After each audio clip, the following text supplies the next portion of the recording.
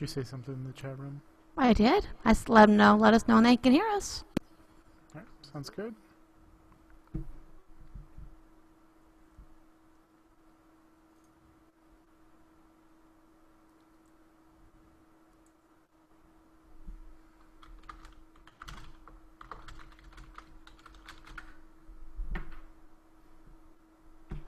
All right, I see us live on the webpage, so Okay.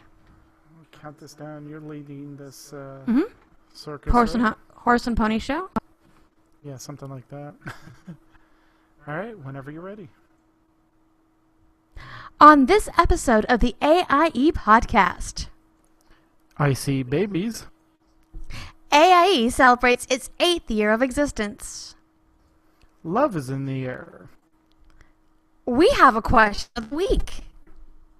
Stig and Ralph are here to talk about AIE's 8-year anniversary. All that and coming up now.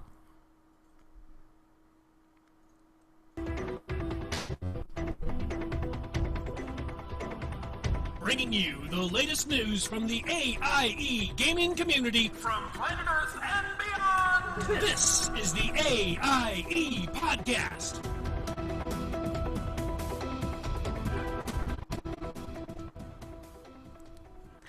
Good evening, and welcome to episode 225 of the podcast celebrating the AIE Acta Est gaming community. I'm Makala, and right over there in the Guild kitchen is some beautiful anniversary cake. And next to me, I have Tetsumi. I've lost my spreadsheets. Ooh, that's bad. This week, we are joined by our amazingly special guests, Stig and Ralph, who are here to talk to us about AIE's 8th anniversary. Welcome, guys, and thank you so much for joining us. Oh, it's good to be here. Hello. By the way, that's two people. It's not Stig and Ralph. Stig and Ralph. Actually, before you guys got here, we decided that you might actually be Statler and Waldorf from Muppets. Just to let you know. Thank you. Yeah, actually, I kind of like that. I like it too. Okay. So, you know what? We're going to shake things up again. Ralph, what's been going on with you in game or out of game? Either way. In game. Out of game, lots of work. Who cares? That's no fun. In game, my old raiding team from Burning Crusade is back together. We're running High Mall. And my old leveling buddy Winema is back in game and just got to 100 today. Cool. And we ran the first Apexus daily and did a garrison invasion.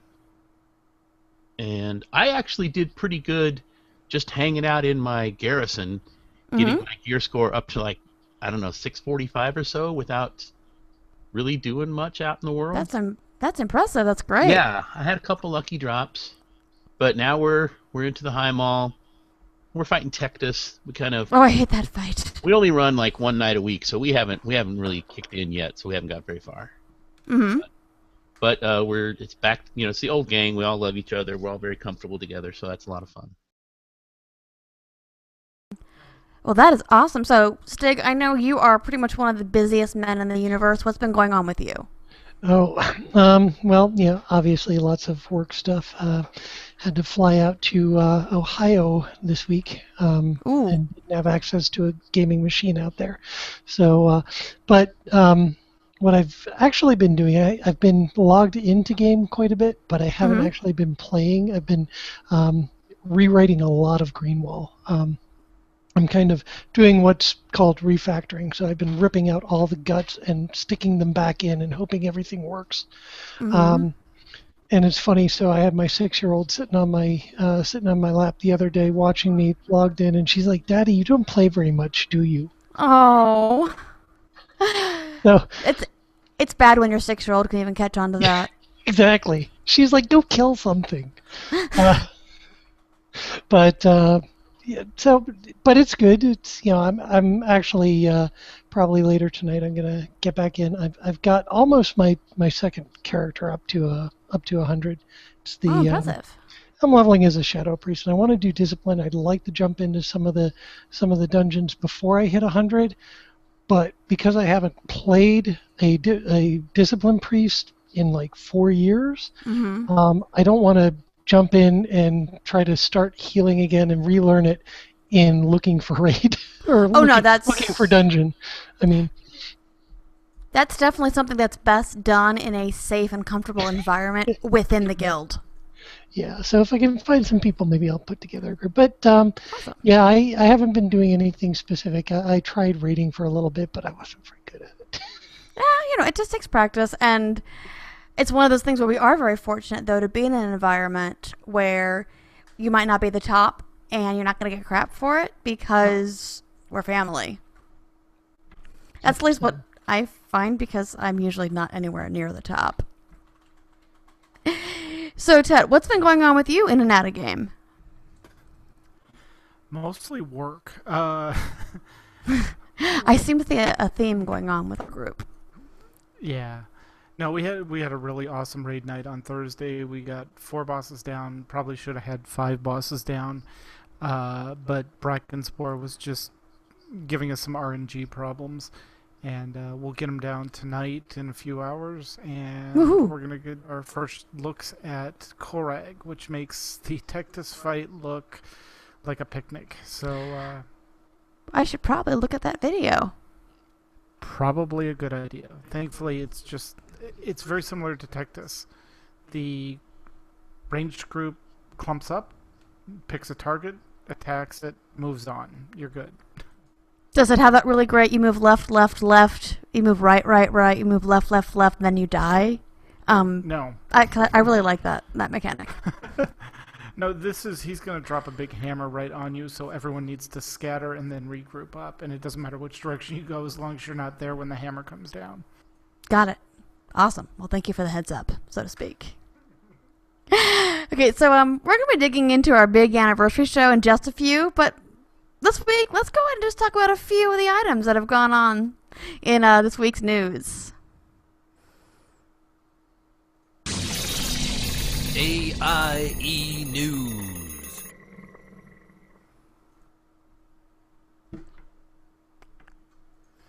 Huge congratulations to Alakaz and Leontine on the birth of their new level 1 human, Aria Rose. Daddy's a tank, Mommy's a hunter. Word has it sweet little Aria will be getting her account soon and learn to heal so they can LFG as a family. Shadow Priest was mentioned, but we'll see how that works out for them. And this will be the reason why I had nothing to report in what I've been doing this week in WoW, because Thursday's our raid night. I was hanging out at the hospital with the baby girl. Alright, so the huge news, in case you've been living under a rock, is it is our 8th anniversary. If you want to share your history with AIE, there's a Google Doc linked in the show notes and on the forums that our beautiful Nevermore created. And we had 2 events this weekend to honor the momentous celebration of the anniversary, not the baby being born, just in case you were confused. Nevermore held a meet and greet event to celebrate Valentine's Day and especially the love of AIE. It was a huge success. And evidently an impromptu Warcraft Trivial Pursuit game broke out. There's a myth and a rumor going around that this whole Warcraft Trivial Pursuit game might become a common occurrence. And to share his love and masochism when it comes to sadism, masochism, love of pain, when it comes to PvP, Sparrow and crew ran an assault on Ashran with a might and fury and humor seldom seen in the field of battle. This event ran today from 2 to 6 server time, and looks like from the feedback from Twitter that it was a huge event that was enjoyed by many. I bet it was. So Ted, why don't you go into, just because we are celebrating our anniversary, why don't you give us kind of a brief history of AIE?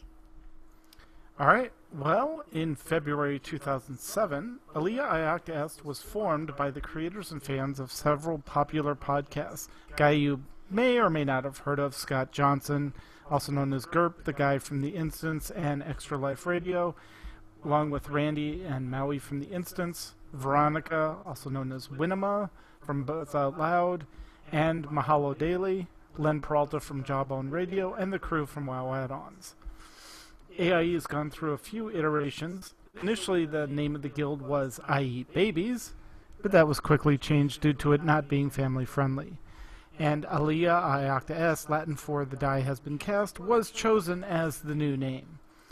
Before the start of Cataclysm, we were the largest guild in North America, though due to guild caps placed by Blizzard, we had to break into some smaller co-guilds.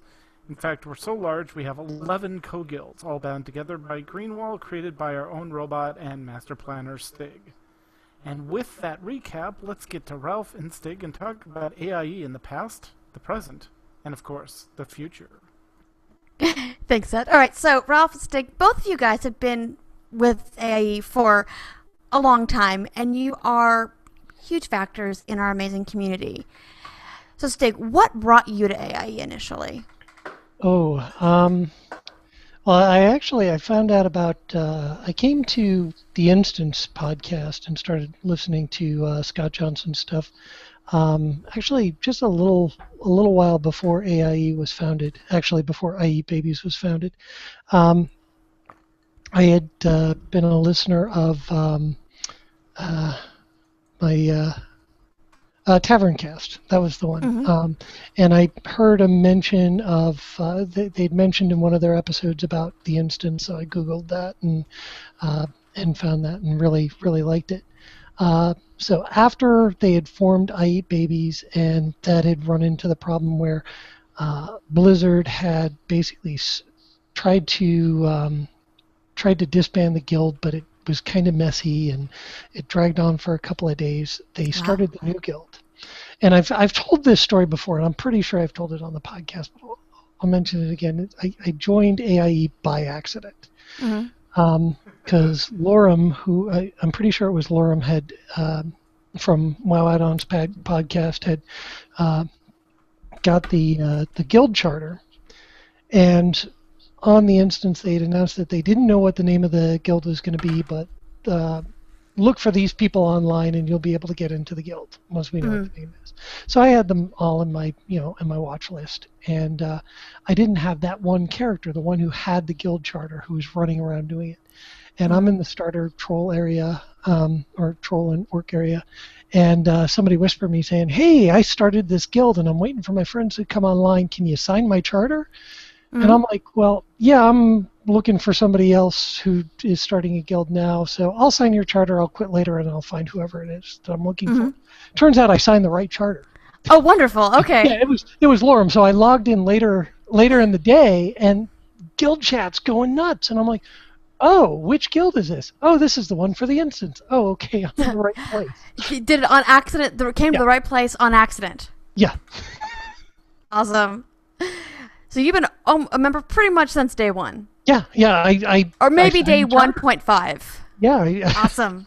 Awesome. Actually, also just a personal thing here. I think Tetsemi, when you first joined the guild, I think may have been one of the first people you actually grouped with in the guild. Very possibly, yeah. I think we ran what's in Swamp of Sorrows? What's the Instance there?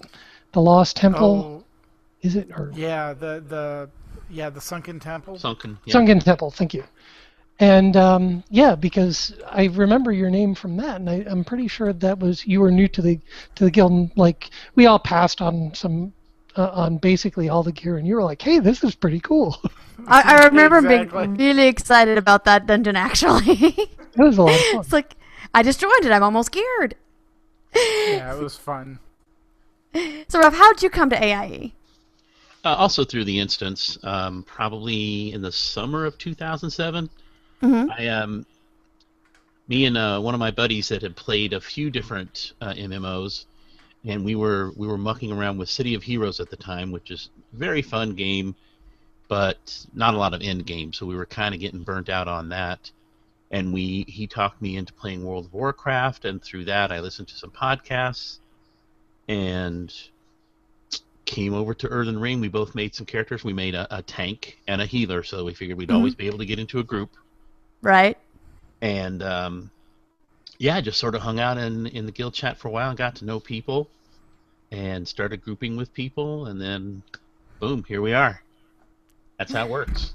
Just a few years later. Yeah, exactly. I did want to tell you I didn't realize this because I started WoW. I didn't really start it right at the very beginning, but pretty close. I got the statue, the 10-year statue in the mail the other day. Ooh. Oh, very nice. Congrats. That's awesome. Even though I didn't play a lot during Pandaria and recently, but I kept my subscription up just so I could come in and do officery type things, and so that paid off, I guess. Oh, that's great. Congratulations. Yeah, I actually, in the throwback to spreadsheets, I actually took my account information because I was trying to figure out why I didn't get one. I'm like, I don't see a gap in here, and I finally had to plug it into a spreadsheet and then tell it, okay, subtract all the dates, and I'm looking for gaps, and finally I found one where I'd been unsubscribed for a little under a year, where I'd taken a break and hadn't kept my subscription active. So I was like, okay. That's funny because I had a gap of about 4 years when I didn't play, and I still had the account. Yeah. Yeah, exactly. Because I kept Greenwall up to date. Oh, okay. Yeah, that's Oh, right. you had to, yeah. Yeah. Yeah, because I think for most of Pandaria, because if I remember correctly, you didn't play much during Cataclysm or I didn't Pandaria. play any Cataclysm. I had kind of lost a lot of interest in the BlizzCon around the time of the BlizzCon, right before Cataclysm. And Right. after that, I started, we had the Eve Corp going, so I threw more of my time into that. And there was Guild Wars 2. I think we were also trying to get Mech Warrior 2 started. Mech Warrior Online, not Mech Warrior Right. 2. Right. Yeah. But so yeah, but I kept the account because I was still maintaining Greenwall, and I'm like, yeah, it's always good to have that there. And then like I bought Cataclysm when it went on sale for $10, and I did the same with Pandaria.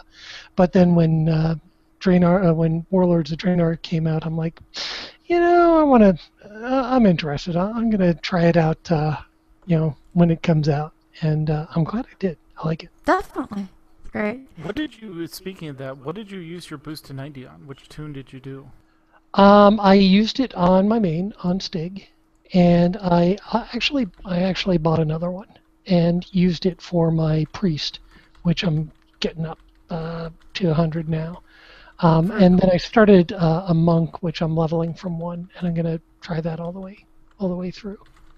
Very cool. Yeah, once you hit 20 on the monk and you get that daily quest to go to the Peak of Serenity and do that, you get that hour experience buff, and that stacks. So if you just run that every day, I think at one point I had it stacked where I had like 3 days worth of that experience buff plus heirloom. So leveling the monk was a piece of cake. Sweet.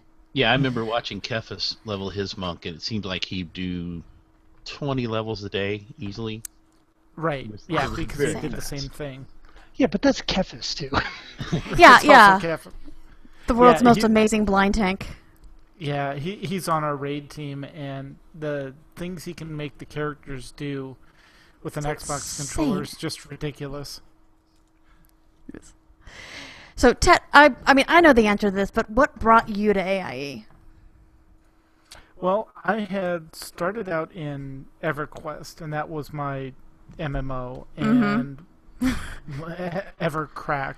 And we took a break, but I started listening to the podcast because I had been in Warcraft in vanilla and played right up.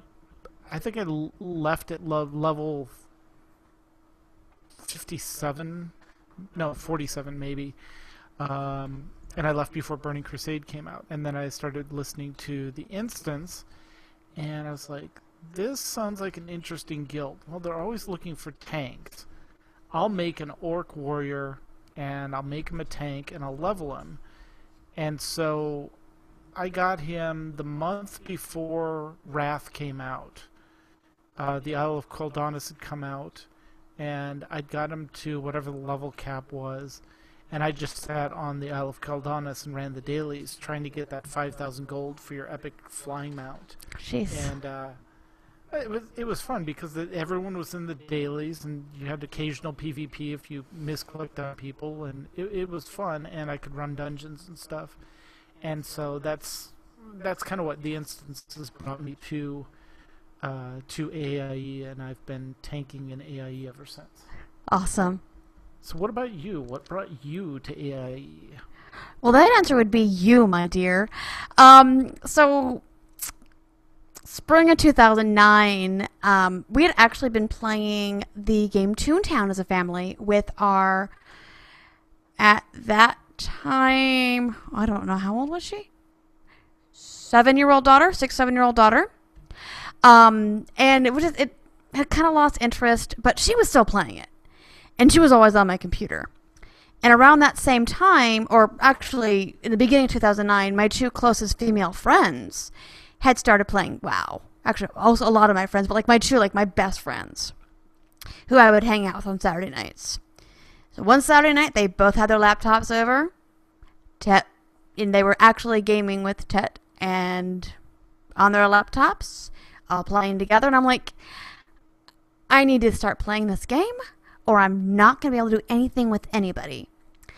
The next day, I was kind of familiar because Tet would listen to the instance kind of obsessively in the car, I think in hopes that I would start playing, perhaps. Yeah, just nod your head, dear. So the next day, I'm at Target. It was close to our daughter's birthday. And I'm like, so, here's an idea. Maybe we can get her Mac so she can play her games on her own. I can have my computer back, and maybe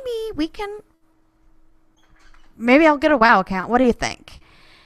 By the time I got home, the computer was ordered, and the game was on my machine. That next Saturday night, hanging out with the girls, I started a character. She was a human rogue. I apologize. A week later... Oh, yeah. A week later, I'm sitting at a restaurant with Tet and two said best friends. And he's like, so, I'm in this guild. It's AIE. You've probably heard them mention on the instance. You need to get in because they're going to cut off guild invites for 2 months, and you really need to get in. Knowing that if I didn't have something social, because I'm a pen and paper girl. I enjoy sitting around, BSing with friends, going off topic. He knew that I would lose interest really quick in the game. So in May 2009, I joined AIE, and I kind of still stick around, help do the podcast, stuff like that. So that's how my sorry backside got dragged into AIE. Thank you, Tetsimi. Oh, you're welcome. Yes, and she still has the human rogue, but we quickly... Do I? Yeah, I think you do over on Silverhand. Oh, cool. Okay. I think the issue was we quickly found out that she... I hate rogues. No, it's not you hate rogues. You hate melee classes. Yeah. I like the classes that get the really pretty robes, and I like not getting hit. And she also likes classes, so naturally she fell into the warlock. And, I've been a clothy since 1987 when I rolled my first mage in D&D, so... Well, you're a clothy in real life, too, so... We all know my love of pretty dresses. It's pretty well known. Yeah, it's funny. The only time that my wife has played WoW, she set up a trial account and ran with us for the first running of the beef. Oh, wow. Okay. Yeah. So she started that, and it was funny because she did that, and she kept dying, and Bobo Shanti was there healing her the whole time. Bobo. Yeah, and so at the end of it, everybody jumped into the fire, and we had a great time. And she looked at the clock, and she's like, "Oh, now I realize why you get so sucked into this." Right. Yeah. I thought that was 20 minutes, and it was like 2 hours. 2 hours. Oh, I remember Tet's first raid group was a DWP Team Beautiful. Yeah. And they ran like midnight to 2 our time. Yeah, I didn't. Now that I've raid, I understand, but why would you run something in the middle of the darn night and then have to work in the morning? And now it's every Thursday and Sunday, you understand. Good times. All right. Well, Ralph and Stig, due to the sheer number that of members we have in AIE, we tend to be forced to create our own solutions to problems that Blizzard doesn't anticipate. In fact, there are times we've had our own trending topic on Twitter, AIE problems. Can you guys provide us some insight on how we go about creating new tools for AIE? I know, Stig, you've had to come up with Greenwall for communications. We've had to come up with Umami for applications. What sort of process or design do you guys go through to help overcome some of these problems we've run into as a gaming community? Well, actually, what's interesting is we find ourselves. I forget who said it, but we were getting into some discussion in the forums where we were trying to figure out how to do something, and people were coming up with all these really technical solutions to a particular problem. And I think actually, Ralph, I think it was you, and you said, yeah, we're all problem solvers by nature, and sometimes up with these solutions when really we really don't understand exactly what the problem is. Maybe we try and apply a technical solution to a human problem. Right. Yeah, we have a lot of that. And by the way, that comes from my work experience as well. That's Oh, sure. So it's not just us; it's humans. Yeah. But we do have, we have a lot of incredibly, especially you guys, we have a lot of really smart people in our groups. That's understandable. Yeah, well, and actually, I mean, even Greenwall, I mean, we can't take full credit for that. That was something where when Blizzard first announced that they were going to be putting the guild cap in, at first I think it was 800. It was either 700 or 500. It was 500 originally. Because Yeah. I remember the T-shirts at Well, BlizzCon that year, member number 500. Well, actually, that joke predates the cap. Does it that really? was- Oh, wow. Yeah, that was because before the cap, we could invite people to the guild, but we could only see the first 500 people in the Oh, guild. wow. Okay. So what would happen is everybody would join, and they'd pull up the roster, and they'd see, 500 members. Oh, I'm member number 500. Well, Oh, no, gosh. only member 3,600, but you only see the first 500.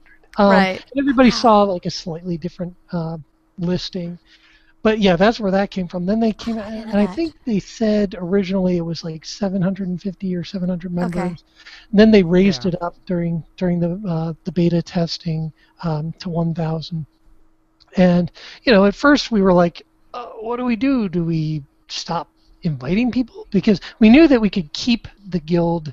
We could keep everybody in the guild that we already had, but we knew that they put that cap in place because there was going to be a performance issue. Like you were going to get, you'd try and log in and you'd get kicked out before it could load the entire guild listing or something like that. And we didn't want to run into those problems. No. So we didn't know if we wanted to put caps on it or split up the guilds, but we didn't want to split up the guilds because we didn't know, we didn't want islands of people out there because we knew that if we had separate guilds, they'd all end up being separate guilds, and there would be I all think kinds of problems. that part right there, Stig, goes a little bit to the question that Tetz is asking, which is, we sat down and we said, what makes our guild a guild? Yeah. What makes us AIE? What brings us together?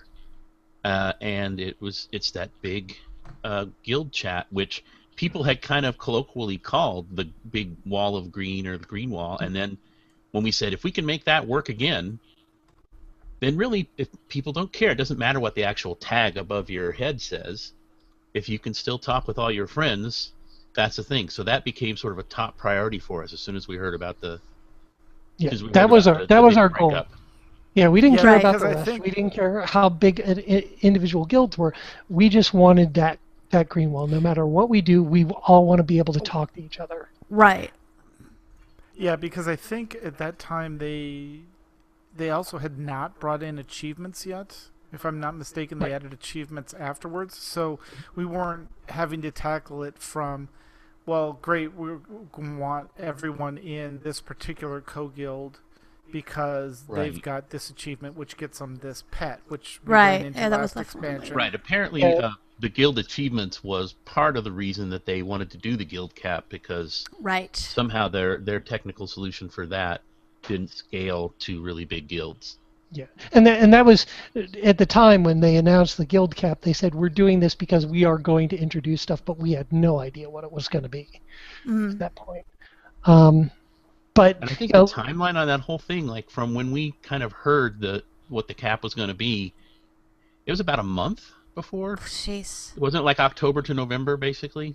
Yeah.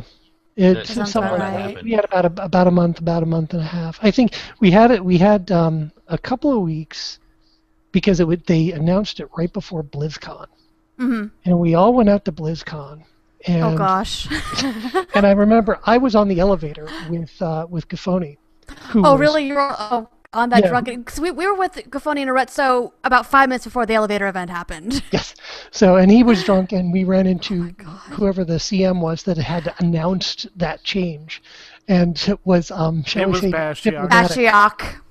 Yes, Bashiak, which was great I know because that I name. actually because I remember that, and then as I was running through Gorgorond, and I climbed up this mountain, and I'm like, hey, there's Bashiak. I'm gonna go kill him. That's amazing. And if Bashiak, if you're running this, is really in fun. Oh yeah. But it was but so what I want to say is, yeah, like Ralph said, we knew what we wanted to get to, and it wasn't, it's not how do we make ourselves be a big deal. It's like we like our community, we want to keep our community together, and what makes our community a community is that we all talk to each other. So we're like, okay, can we keep the guild chat? And so we got together with people from the Spreading Taint and from I forget what the Goons guild in WoW, because they were large groups. Else. Yep, and so one of the guys from the Goons had started something similar to Greenwall, and I ended up like looking at his code and finding little hints, stuff that wasn't documented, and that actually helped a lot. But now that particular add-on doesn't exist anymore. So I've got some visitors here. I see that, yeah. Hello, ladies. I just remember how very elegant it was, what you did come up with, though. Because I remember that once you had that running, kind of a scary night, because you said, okay, I have this running, you just need to quit guild chat and then type in /AIE FERT, and it'll auto-invite you to one of the guilds. And I was actually the first one that did it. And I was terrified. I'm like, what if it doesn't work? I'm actually typing in /GQuit, and this is a really hard thing to type. Yeah, and what happens if I don't get back in? Right, and it wasn't like it was a lot of fairly prominent members that you had asked to help test it. It was names that you're gonna freak out when you see people like Cowboy and Iceflow and people like that just randomly leave the guild, and of course Shoujo and people whose names people knew. Well, and I think Shoujo did a whole. I think she didn't she do the mock? I'm done with AIE. Bye. And did the G quit, and then she came back. It was funny. Yeah. It was a very elegant solution, though. Well, that was there were two things that we did at the time of the. I still call it Cataclysm, even though it was kind of our own. It was a Cataclysm. Yeah, it was the Reckoning. The one was Greenwall, so that once we got into all the new guilds, we'd still be able to talk to each other, and the other was this other add-on that was only used for about that month or two. That was the one that I did, called and it was only run by all the officers, and so the officer would just get on and run that add-on, and they would listen to that channel, and if somebody came in that channel and they said the magic word, and their name was on the list, then it would go and put them in the proper guild. And we had this goes to sort of one of the other things about solutions. We had a lot of raid teams that were very concerned about their whole team being in the same co-guild, so that they would be able to work on achievements together for their guild.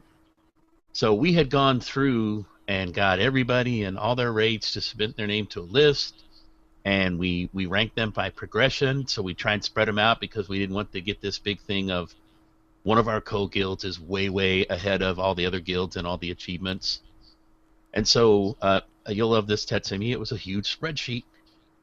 And Of course it was. with a list of all the raid teams and all their members. And then we did some early testing of it was called AIE Inviter. Was a little add-on that would do this. So we would get a few people just to sometimes alts. And the thing I was most worried about was what happens when 500 people hit this all at once. Yeah, because Blizzard naturally has a choke on the chat, even a custom chat channel for what you can do. So it's like, oh god, this is very, it's all timing. Yeah, all the latency. Didn't that spreadsheet come from Stig, the database you had pre-Umami? Yeah.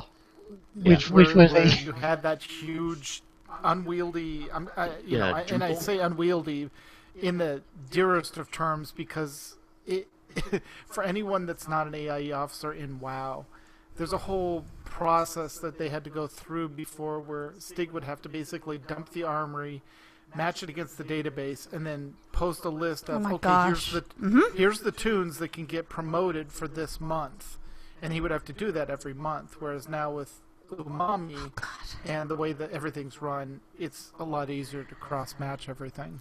Yeah, and I mean it's still not perfect. I mean I'm actually in the process now of rewriting a lot of Umami just because. It was a project where, that was the first big project in that particular language, that particular platform that I'd done. And I went back, after the fact, and I'm like, wow, I put a lot of stuff in there that we really didn't need because when we the way it always is, though. Yeah, well, and it wasn't as bad as the second project, the dreaded second project, which is the first project comes out and it's slapdash. You just made stuff work. The second project, you're like, I'm going to do this right. And you throw everything in it. And it's the kitchen sink. Unwieldy, just absolutely bloated piece of crap. So no, we didn't have that. Actually, the first database was literally, it was just like some basic CGI scripts in front of MySQL. It was terrible. It was absolutely terrible. And then we came out with Umami, and we still did a lot of stuff manually with that. Hopefully, we're going to be able to do a lot more of that in an automated fashion. And one of the things I want to do is kind of use. We chose this platform called Django for Umami, and actually, it's matured a lot since we started using it. And I want to try and use it to add a lot more services through Umami. Like, why can't we do something like Match.com, but for raiders, which is, hey, I've got a tune in Umami. It already knows what my spec is. It already knows what my gear looks like, what my eye level looks like. I just want to mark what times I'm available to raid, and somebody can go in there and create an entry for, hey, I need a raid team. I got to populate it with people who are available at these times. Sounds like a pretty fun programming project. That's great. Exactly. By the way, in my role as namer of things, I'm going to propose a name for this service, this new service. It's going to be AIE Harmony. Oh. And this is why Ralph makes the big bucks. That's better than No, E-Match. I love it. And yes, Ralph did pick Umami. What other names did you came up with? All of them? He's picked all of Greenwall. them. He picked the Greenwall. He did the what's the name of the program that we go through when we want to bring a game into GURP. The GURP right. process. Yeah, and for anyone that doesn't know Stig, it was funny because Stig, you made a post in the forums that said, okay, so I'm looking at the new version of Django, and I've got all these bugs that I'm gonna rewrite the code on, and then you looked at the release notes and went, oh good, the author solved all these, I don't have to add them in. So Stig was willing to take on the code base, since it's open source, and fix all the problems that he found with it, and then put the program on top of it. Insane. And I did that to some extent with the Mumble server. With the integration that we have with Umami for it, we use LDAP on the back end so that we've got some kind of a single sign-on. And there were problems. The the LDAP integration that was available for Mumble didn't support the kind of setup that we did. So I added the code that would allow it to do that, and then provided that as a patch to the guys who maintain the Mumble scripts. Very nice. And they integrated it. Awesome. Yeah, Awesome. and that's awesome. I mean, that's the kind of dedication and the skill level we've got, which really helps with overcoming a lot of these issues. I had one thing on going back to the FERT, the AIE FERT channel. Mm-hmm. Yes. This to me is the most hilarious thing about this, is because we had a channel for it. I'm going to say after a month or two, basically everybody who needed that had used it. Mm-hmm. But that channel, like if you join a channel, it creates it if it doesn't exist. Mm-hmm. So I was still watching that channel and running that add-on for, maybe 4 or 5, 6 months later, just in case anybody, hadn't got in yet. And I would still see people, like how you auto-join a channel. Even like a year later, I would join that channel and there would be people in it. Oh, wow. And every once in a while, just someone would say, FERT. And I don't know if it was, and it wasn't people who were in the list, right? I think people had heard on the server that if you go to this channel and say FERT, you'll get invited, which wouldn't happen. But I was just amazed how long that thing kept going, like chickens pecking at just trying to get some sort of Skinner response.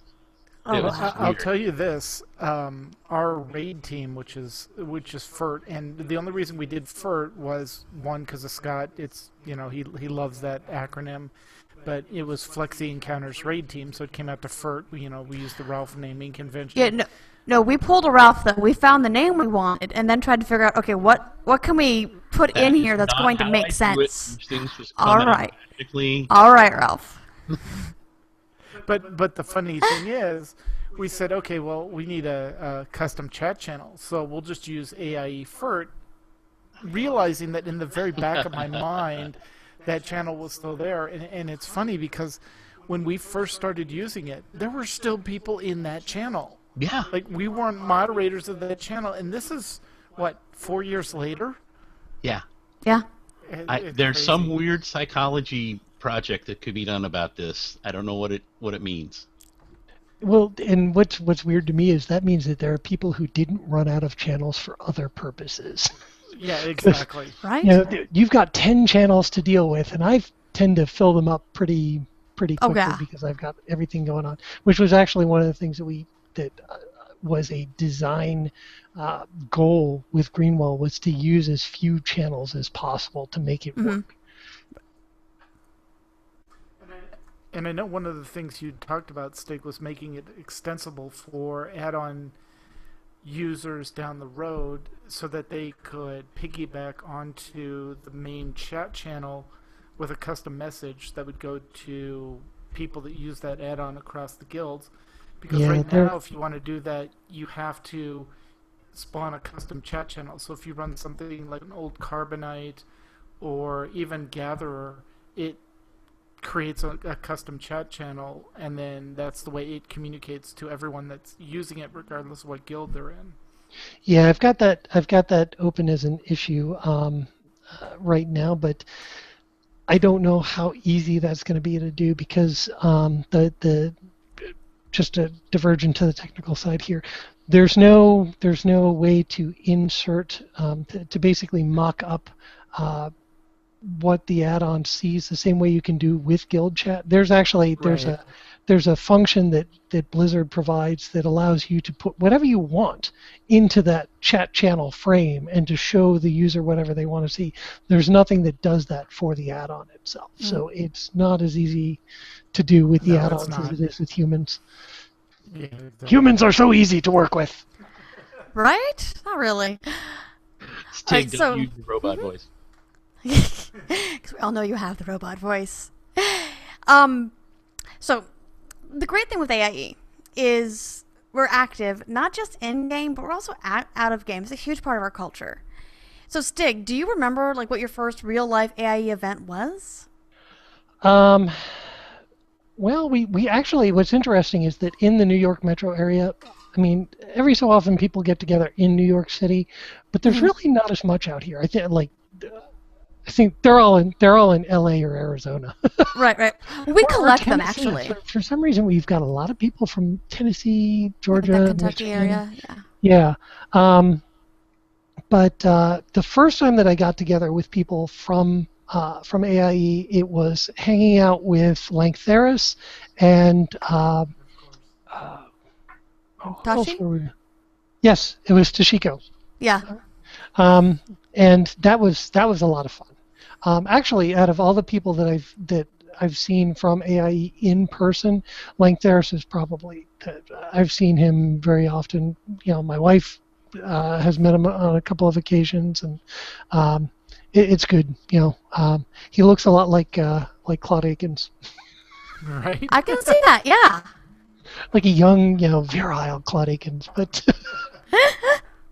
Awesome. Yeah, and actually, I'm looking forward to it. The last couple of years, I hadn't been able to attend Nerdtacular because it fell on the 4th of July weekend. Right. But now, because we've got an extra weekend between 4th of July and Nerdtacular, I'm going to be out in Utah this year. Oh, that's awesome. Yay! We'll see you there. We'll see. Definitely. So, would you call that first meetup there your most memorable, or is there one that really stands out in your mind? Well, I think the most memorable could be any of the BlizzCons that I've been to. Just because, that's where I first met you guys in person. Was at one of the BlizzCons. Yeah. And just having that many people, the first year we did the Guild Hall, that was really cool. Yeah, that's always an amazing, just having that place of, these are all the people I game with, and they're all in one location, and it's not like you're having to meet at a restaurant where you can't talk, but that Guild Hall has always been fun. And it's cool because there are, I always say that there's two types of people that you know. There are the people where, if you don't really hang out with them on a very regular basis, maybe you lose touch with them for a month or so, you can't, picking up with them is always kind of awkward. The distance is really apparent. There are other ones where you might not see them for 3 months, 4 months, 5 months, and when you run into them on the street, it's like you saw them yesterday. And everybody that I've met from AIE they always seem like that. Now maybe it's because we really do talk to them every night on right on Vent or on Mumble now, but still there's this rapport that it doesn't matter, even if it's somebody that you don't talk to in Mumble. The first time you run into them at BlizzCon or something, oh, you're from AIE, boom, instant rapport. Right. It's like, exactly. Oh yeah, I was hanging out with this person last week. Most definitely. So, Ralph, what about you? What was your first AIE? I can't talk. Words are hard. AIE event. I think it had to be Dragon Con. Can't remember what year. 2011, maybe. Maybe. Yeah, I think that's it. I had wasn't sure I was going to be able to go, but I was able to go and headed down there. And the only person I told that I was going was Xanar. But I arranged to go into one of the panel events the morning that I got there, and saw Kim Price. I'm going to try and use their real name instead of their toon name so people know who they are. Right. Neola, a.k.a. Nicole. The Spags. Stephanie, Gypsy Girl. And doing the panel was Tom Merritt and Veronica Belmont were on the panel. Oh, wow. I hadn't met... Winema. Yes, Winema. And so I hadn't met any of these people physically before, so I met them all, boom, at once, right there. And then, of course, had the whole Dragon Con to hang out and saw a bunch of other AIE folks, too. So I guess that was that Dragon Con with mine. Awesome. What would you say was your most memorable AIE event? I don't know. I mean, Nerdtaculars. There's so many. It's kind of one of those things like if I said to you and Tets, like, what's your most memorable event in your marriage? Right. Well, yeah, it's part of being a family, yeah. Right. Yesterday was probably the most memorable because it happened yesterday. Right. To me, but and here's the other thing: is that are the most memorable events always the ones out of game, or what about the in-game ones? Because Oh my I think gosh, that yeah. there are some in-game events which I will never forget. It just burn They into both- my like, Yeah. Exactly. Oh, They both definitely. leave an impact that Yep. is amazing. And hi, guys. Hey, who's that voice? I know, I'm late, but blame illness. Okay. So you're back to that. You're right. So there are some really amazingly memorable in-game events. So what the one like the topmost that comes to mind? my favorite was most definitely the time that, as a guild, we went to the Ironforge airport, the airport that's yeah. up on top of Ironforge, and I don't even know if you can reach that now that you can fly. Yeah, you can. Actually, Okay. it's still there. They left it. But it used to be such a bigger achievement getting there, so... Oh, it was fantastic because like we took like this really circuitous route, and we were able to jump enough times this way and that way, and we finally made it up there. We got everybody up there, and we were running around, and we were all low-level characters, so the guards were slaughtering us left and right, but we were rezzing people and bringing them back, and that was before they actually threatened banning you if you made it up there. Right. Oh wow.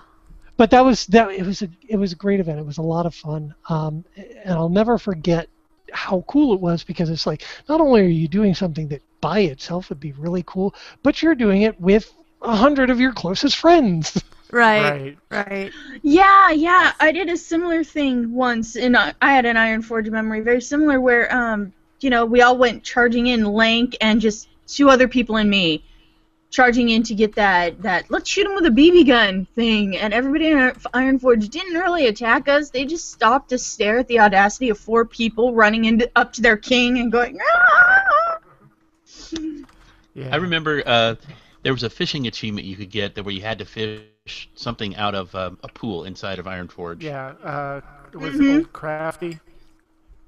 Yeah, Old Yeah. Crafty is the one in Orgrimmar. Orgrimmar. It's the Orgrimmar. other one. He's there, and yeah, you still have to get him. It's still an achievement. So I would Iron sneak Guard, in something there. like that.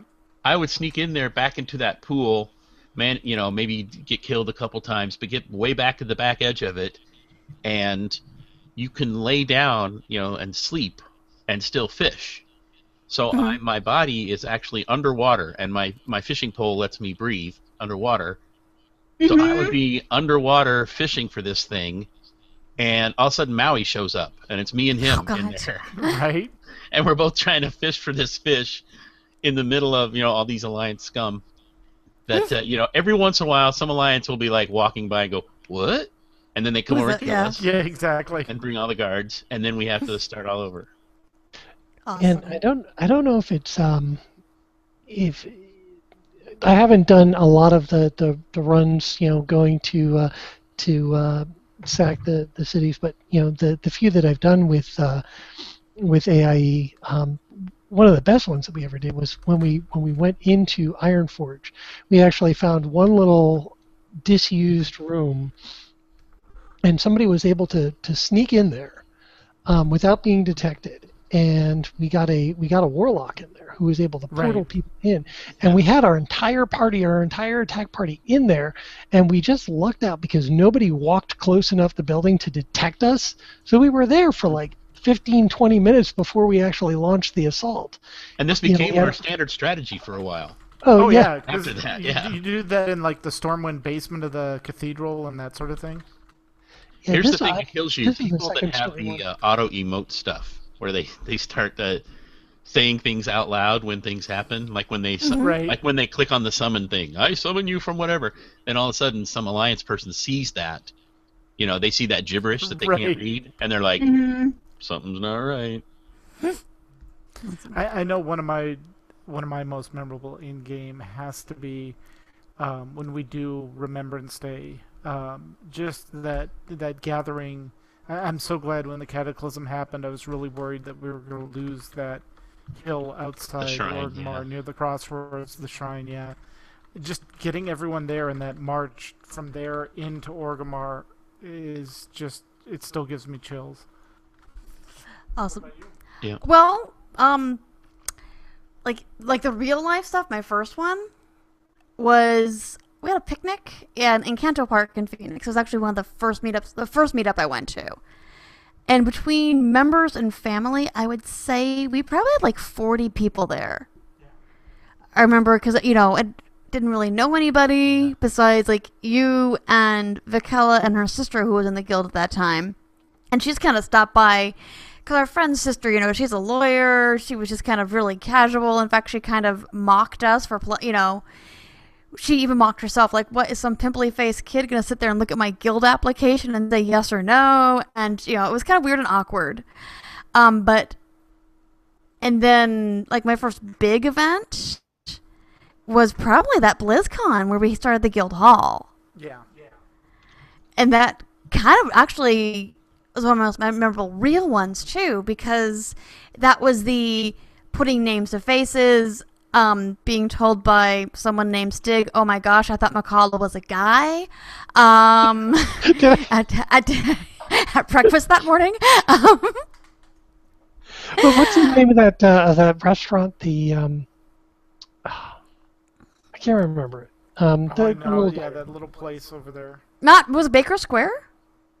No, it's no. No, it's that little place, that little. Yeah. Oh gosh. Tiffany's. That's it. Tiffany's. Yeah. I was accused of being a man. That was good. Bye, Stig. And just that whole thing of where you're putting, and you're right. There are so many like really great events. It's hard to just nail down one, real life or not real life. But yeah, the names, the faces, and honestly, guys, I was kind of starstruck sitting at the breakfast table with, like, you guys and Link and 2/3 of the ladies of Leet, and really, I was like, yeah, this is the guild, and they're so cool. Yeah. Okay, Lucia, what about you? You've been in AIE for quite a while.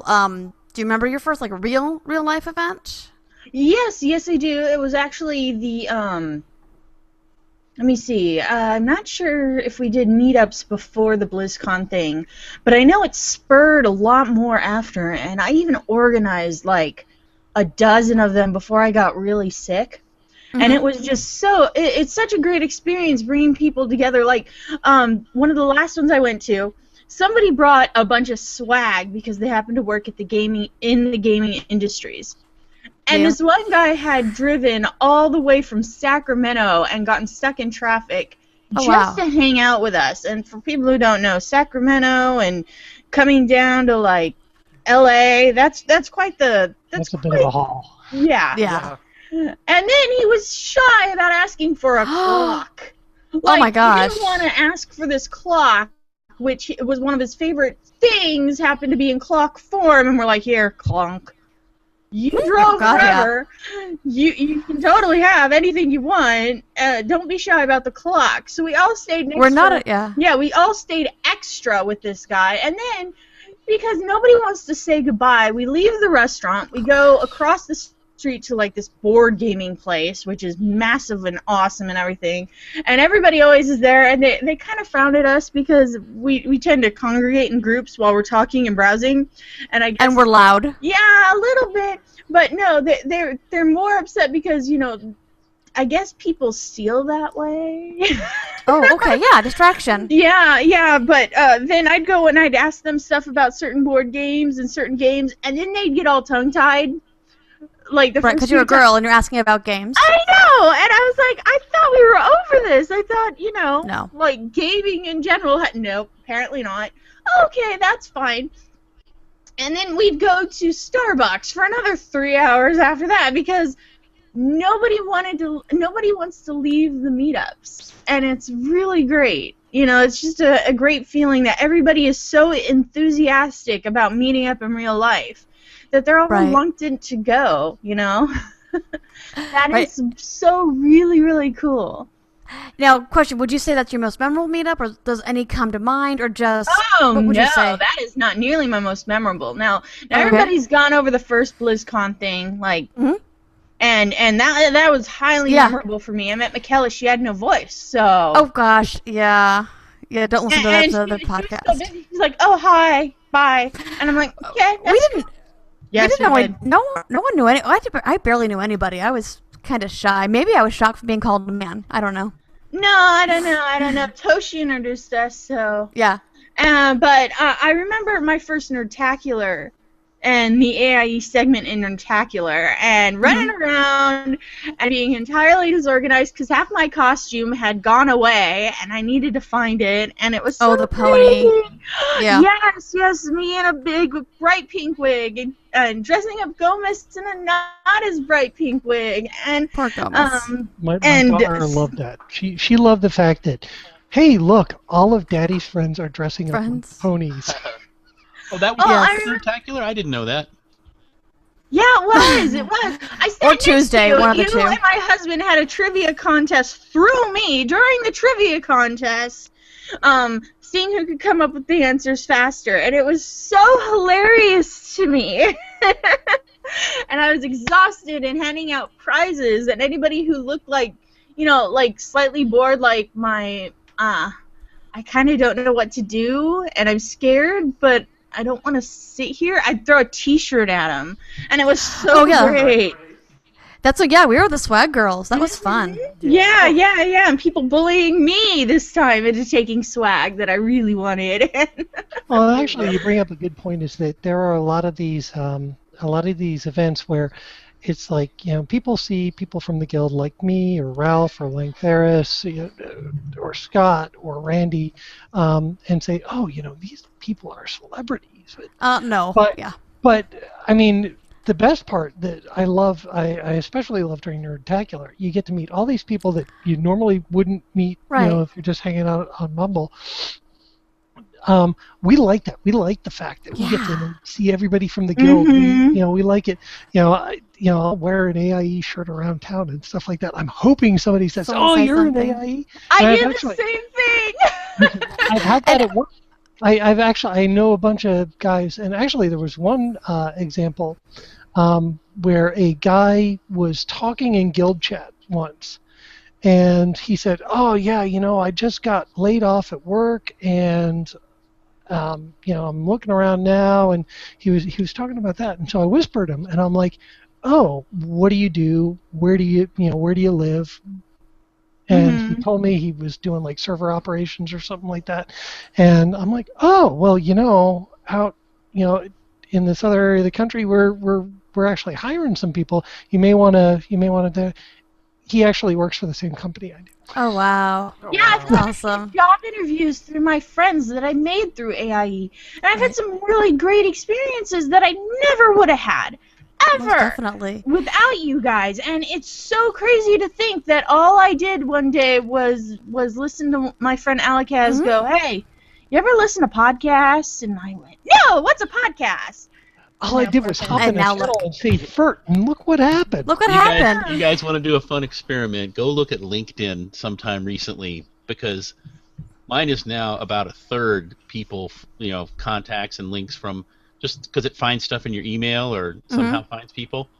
I have a bunch of people, I look at it and I go, okay, this is a real work thing. This is something that came from AIE. Yeah, most of mine actually is that. So it's really great.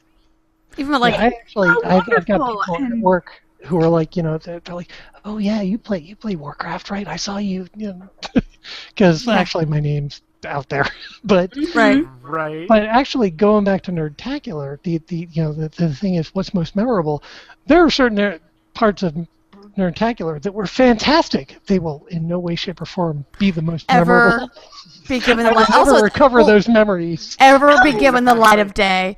Like, and when you mentioned though, like the celebrity thing, I think anybody in our community that would be a quote unquote celebrity probably doesn't see themselves as that. So if you're at Nerdtacular, you're at BlizzCon, you're wandering around and you see a guy who has an AIE t-shirt on, just say hi. Do it, because I think anybody in our guild, we're all really open. Doesn't matter if you're the guild master or, hey, I just joined last week. Yeah, it really is.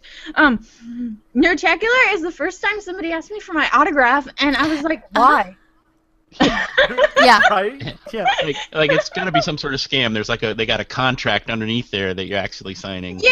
I know. And then after Nerdtacular, people were emailing me and like, you were there. I wanted your autograph, and I'm sitting there going, why? That's weird. It Yeah. was a security deposit on the guild house. Oh, Well, yeah. I haven't had it in real life very much, but I remember like in way back when at one point Scott mentioned the name Ralph on the instance about just like, hey, we were doing whatever, and I went and then Ralph whatever, and the next week in game somebody's like, hey, are you the Ralph? The Ralph. Right. I'm like, well, I'm a Ralph. I don't know. I still, even doing this podcast, I still get kind of giddy if I hear my name mentioned on like the instance or TMS. Like, hey, McCullough, yeah, that's me. Yeah, I know, me too. It's like, oh my god! I'm such a fangirl sometimes, I swear.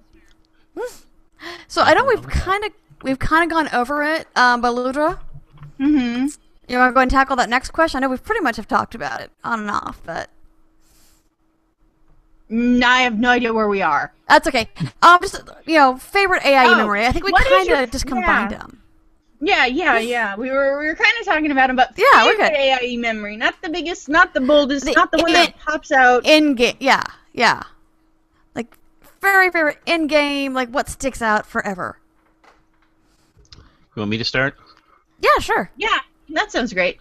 I think, again, it's like one of those things, like there's a bunch of cumulative. I think if I add them all together, cumulative, it's just the times in raid with my Over the Hill gang raiding Right. team. They're just so many times. Every time we get together, it's a lot of fun. We're all great friends. We've known each other now for 6-7 years.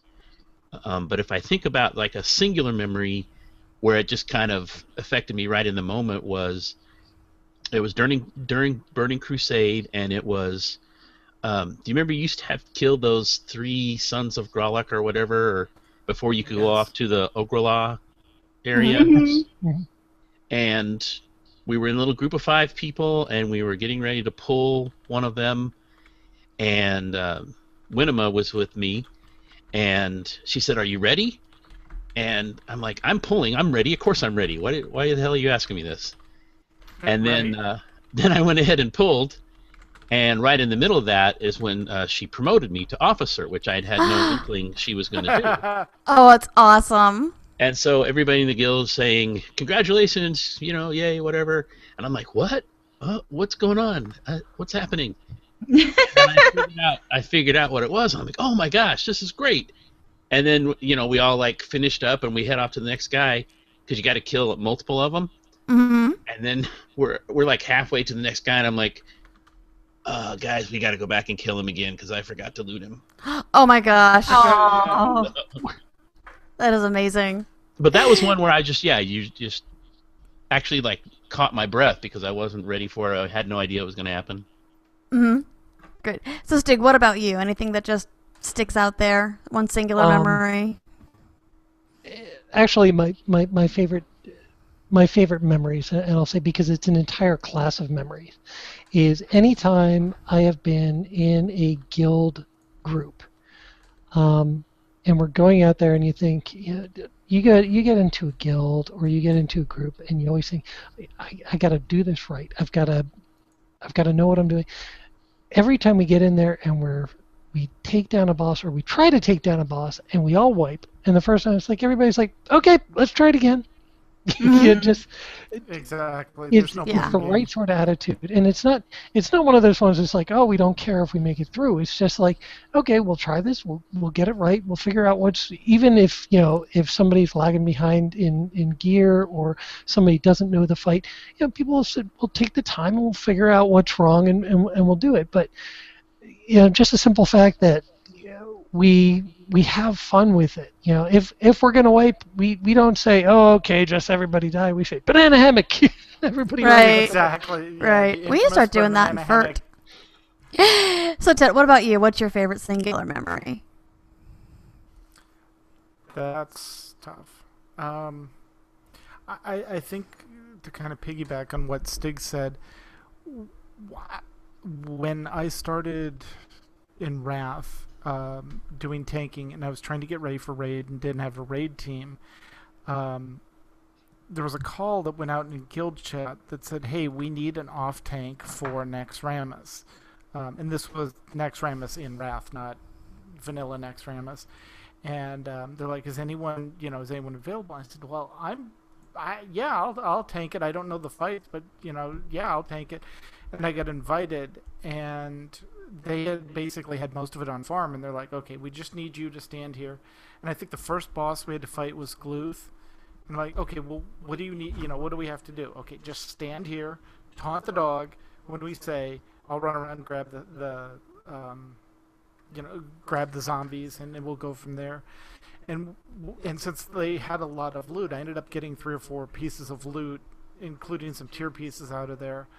But at the end of the raid, I remember Palatinius looked at my gear and he said, hang on a minute, you've got blue boots, let me go make you a set. And he went off and crafted the raid level equivalent boots that you could make at that time and gave them to me. So that to me really cemented that we were in the right guild, and that was the attitude that really kind of encompasses AIE. Hey, we're going to bring you in, you're going to help out, and oh, by the way, here's something to, here, you need a piece, you're great, we got it, no problem. I really, that was an amazing time.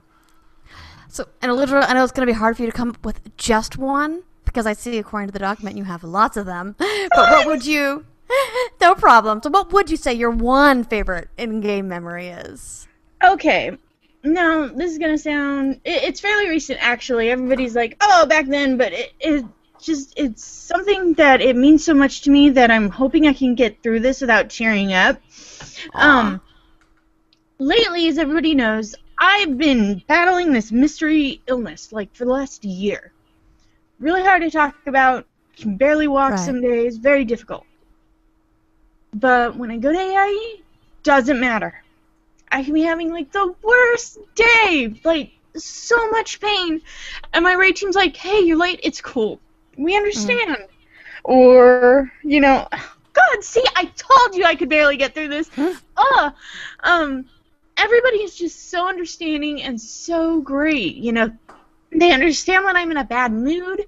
They understand when, Eludra's pets can't make it out. Just all the things. Everybody's just been so great. And it shows me that in AIE, I've really found friends and family who are helping me through this. And most definitely is family. That's a huge part of AIE. Exactly. I mean, even random players who I haven't really gotten to know very well because I'm not circulating as much anymore. They still pop in and go, hey, I love your stuff. Can't wait till, you're able to make more. I hope you're having a better day than you were last week, because I'll shoot off on Twitter, God, today sucks and everything sucks. Hope you're having a better day than last week and all that stuff. And it all means so much to me. Knowing that, everybody's still there and still sees me as a player and stuff. Because sometimes walking around or hobbling around or, at the very worst, being carried around by my husband, it's hard to feel like I'm just me. And yeah, I can. Right, definitely. So, yeah, that is my favoriteest thing, is when I realize that nobody in AIE is going to treat me as differently as everybody else seems to be. Definitely. So I think mine, and I think Eludra and Tet were both here for this, would have been, I think, around Kata. We decided to go do some old content, and because I've never been a raider, I never did, ICC, and it was one fun run with UDC on a Saturday night. And, Tet said, hey, you want to come and do ICC? I'm like, sure, why not? And it was my first time being in there, and we were going to kill the Lich King. So Alikaz is like, hey, you just stick with me. And at that point, I put him on follow. So when he went to go start the fight... no. No, he went to go start the fight. And, little McCullough just following right after him to start the fight. And everyone got the biggest kick out of it. I got a laugh from the whole raid. I'm like, it was amazing. And I'm like, it was an accident. But, again, this was my first time ever seeing any kind of endgame content. And it was with people that I knew and I liked. And I did something amazingly stupid, and people thought it was on purpose. Yes, doing stuff amazingly stupid is an MO of mine, Ted. Thanks. And it was something that nobody laughed at me for doing it, but it became, very endearing. In fact, I think that was one of, Alakaz and I are very good friends in real life now. It was kind of one of the beginning moments of our friendship. Mm-hmm. And I only hearthed out of a dungeon twice. Ted asked me how many times I hearthed out of a dungeon. Twice. Once with you and Vikella, and the other with Toshiko, Sky, and Tashi's ex, and I can't think of his in-game name. Mm-hmm. It was with friends. It was a safe environment. And she hearthed right out of that dungeon going, oh, that wasn't an activatable thing. Sorry. Yep. And I didn't mean to get a twofer. Hey, if it makes you feel at all better, sometimes people ask me for a port, and I will teleport just myself and not make a portal. Yeah, you're like, I'm in Silvermoon. Oh. Wait a second, I can get back real quick. Luckily, even strangers, they're like, you are so adorable. Right. So, Stig, you said you had a question? Yeah, actually, this is something. So, we've been talking about AIE and looking at what we've done and how we do things, and we're looking back right now. I want to shift the other way and look the other way. Where do we all see AIE going? Okay. If you had asked us 5 years ago, what do you see AIE doing? We're like, maybe we hope we're still doing pretty much the same thing. Never would we have guessed. Actually, when we first started out the guild, never would we have guessed that we would be in all the games that we're in and have the presence that we have, and really still have a large, vibrant guild, not just in WoW, but SWOTR and in EVE. I mean, we've had other games that are smaller, and we're trying to figure out what to do with them, but we wouldn't have pictured that. But where do we each see AIE going? That is a good question. I think the transition from AIE as a WoW guild to AIE as a gaming community is that transition piece that I don't think we initially saw coming. But I think it's a good sign for the future that, we even have Beefmaster who helps with the Steam games. They don't have a guild structure, but hey, I know these people from AIE. Let's go play Team Fortress 2, or let's go hop in the newest Steam game out there, and things like that.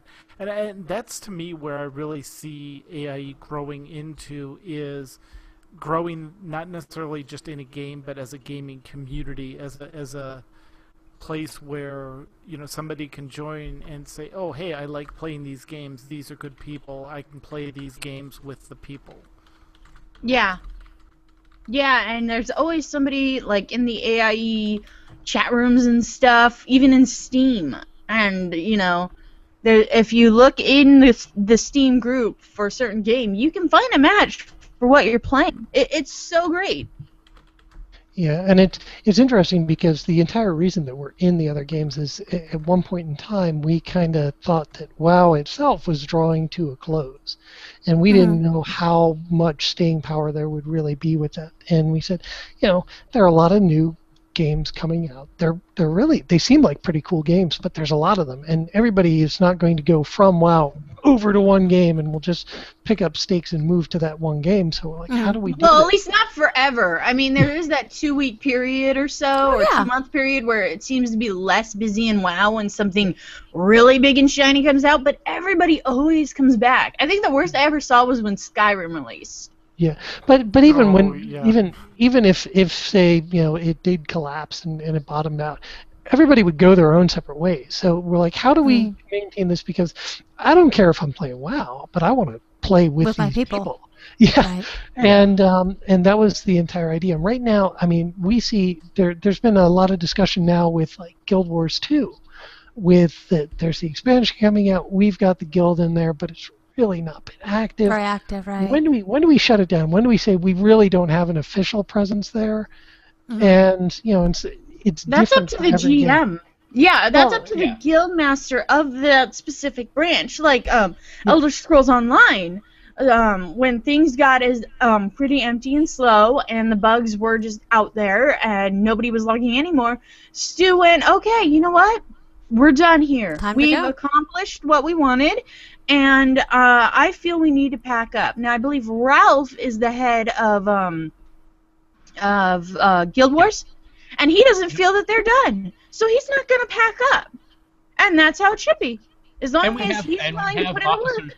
And we have officers in there on a daily basis doing stuff. It's not me, but it's a couple other guys, and actually probably ought to make one of them GM at this point. But right. But the thing is, the game is still viable, and stuff's coming. And I think the reason, actually, it's kind of funny, the reason the Guild Wars 2 discussion has come up is because there's an expansion coming, and because there probably will be a ramp up. Because this same discussion, we could have had it 6 months ago, because the game has, in terms of AIE presence in it, has gone down to about 4 or 5 guys that log in all the time, and that's about it. And since they're not all in at the same time, they don't even see each other very much. But it's still going. The game is still a great game, and if there's a new expansion, I fully expect it to ramp up to where, you'll see 20 people on at night. Yeah. Obviously, nothing near WoW, but yeah. Right. Yeah. The other thing is it's not fair to compare those two, though. No. Yeah, we're looking. We expect to expand into many, many more games, and like the stuff that I'm doing with the rewrite of Umami and stuff like that, I'm trying to make it easier to expand into new games where we don't have to set up Google Docs spreadsheets and stuff like that to keep track during the first week because Umami's not caught up to where that is. So I want to do that, but at the same time we're looking back at these games, and my personal threshold for when we should shut down a game is, do we have enough officers to give the guild members what they really need to do the invites? Like in Guild Wars 2, they've got the buffs that you set up and you can do. Right now, they've got enough people to do that. There are enough people that show interest to do that. So probably push that along. But there are other games where the officers couldn't keep up, couldn't offer the members what the members really needed, and officers were logging in to play the game because they felt an obligation as an officer, and they actually didn't want to play the game anymore. Yeah, that's problematic right there. When you don't want to be in the game and you are. Right. We don't want anybody to do what they don't want to do. If an officer doesn't want to play the game, don't play the game. It's not, don't feel you're obligated to do that. If there's enough interest, we'll do it. We're not going to just start recruiting officers to get warm bodies in there, because that's one of the things that we think's good, is that we've got a very particular way about how we choose officers and how we decide how to do that, and it's worked in all the games that we have. So when we get to the point where we're like, we don't really have enough officers to give the members what they need, then that's when we're going to shutter a game. But something like Guild Wars 2, we've got enough to do that. So we'll probably push that. And we'll see what happens with the expansion. Yeah, and I hope it's great. I like Guild Wars 2. There are a lot of AIE games that are on the smaller side, but their teams are just as passionate and committed as when they started, like the Lotro guys and the Star Trek guys. They're small and mighty. Yeah, I want to say Star Wars, but they seem to be picking up steam. They definitely are. But like Lotro, I went in there and I managed to catch like everybody on. So there's certain hours you can go and there's a bunch of people on, and they were like, "Oh my God, Aludra, you're in this game now! Yay! Let us give you things." And I'm like, "Whoa! I'm too low level for all these things." Right. That's why I love the Nomad idea so much. I would like to set up to where I play a different game every night, and that would be great. Yeah, agreed. The Nomads really have done a huge favor for the community, because it especially with the games that don't require subscriptions, it's like, oh, we're gonna have activity in this game. Let's go in with a bunch of people. We're all gonna be on Mumble, and we can hang out and play together and learn together. I know I have a friend of mine I work with, and started with TMS. Started poking her head around AIE, but really didn't want to play WoW. So she started with Nomad. She's like, I'm gonna go play this game this week because that's where people are. And then, of course, fell in love with our community and our culture, and, now you see her on, she raids 2 nights a week, and That's how we get you. Exactly. And it's I funny would answer because if Stig's you question about the future, though. World domination? That's what I'm going for. Our technology helps us do these things. We play games remotely, and we have Umami, which helps us keep track of everybody. But I've heard people say in the past that like MMOs are like golf, like the modern version of golf, where people get together and socialize. And so I think where AIE is headed in the next 5 years is that it will become a viable independent political party with our own presidential candidates. And Great. Are we going to file some 501c3, or are we going to file the that's all in the works. Okay, Yeah. good. Just making sure. Sure. So basically, So vote we're AIE. going on the Bloom County model. That's I right. told you. World domination. I approve. See, I think the future's less set in stone as world domination. I think it's more of a where the members take us sort of thing. stop at the world. Yeah, exactly, Right. exactly. Galactic At least it'd be under- domination. Right. Beyond Yeah. Galactic Yeah. domination. We're gonna Most get definitely. Planet AIE going someday. Ooh. Yeah. Where everybody's happy with watch their neighbors, and we all MMO on Thursdays, and So AI this is- Beyond Earth. yes. This is unlike the way Ludo plays Civ. Anyways. I play Civ very nicely, thank you. I only use giant bugs to crush people who attack me first. All right. I promise. I do that in game too. Mm-hmm. That's right. All the games, all the time. All the game. So, Aludra, we didn't get to talk about this beforehand, but I think we snuck a new segment in if you want to bring that in. Awesome! New segment time! It is called Question of the Week. Before we sign off, we would like to leave you guys with a question of the week. Please tweet your answer to @AIE Podcast or email us at podcast@AIE-guild.org. And our question of the week, our first question of any week is, what brought you to the AIE community? I'm sure there's a story there. We'd love to hear it, so please let us know. That is it for our show tonight. What the chat room starts beginning show titles, suggesting show titles even. Ralph, Stig, thank you so much for joining us for this anniversary show. We went way long, and I would not have it any other way. This has been a great show, just a great recap, where we've been, where we're going, world domination, Stig for Emperor. Sure, why not? Right. Is there anything that, anything that you guys want to plug? Emperor in Eve. All right. So where can people find you guys? I know you're all over the interwebs. Where are you guys at? Well, my Twitter is at RALFFIE. I do a podcast with Kim and Johnny Feisty that you can find at catchingup.tv. And this week, for the first time ever, I started battling pets. There's a podcast for that. Wow! I know. I'm should trying to listen get to my it. menagerie in my garrison. Oh, I Awesome. really wish I could go to other people's garrisons and open up menageries for them. I really wish I could. So the robot, the man, the legend, Stig, where can we find you? I'm on Twitter as Stig at STIGG, or on the forums. Use the forums, people. Yeah. Go to Love the forums. forums. And that's not to be confused with The Stig, which is from the UK show, what is that, Top? Yeah, I don't drive like that anymore. Aw, it'd be fun. But that's what we need. We need Slow an down. AIE racing game. Yeah, that'd be fantastic. This won't help with world domination. No, but if we learn how to pilot the automacars correctly, we can pilot the spaceships. Oh, there we go. All right. See, I can make anything aimed toward world domination and off-world exploring. Right? I scare my husband Alright. sometimes. There you go. All right. If you have a question or comment about our show, you can email us at podcast@aie-guild.org. You can also follow us on Twitter. The show is at AIE Podcast. Aludra is at Aludra_AIE. Makala is at Cyberwave. And Tetsemi is at Ivory Tiger.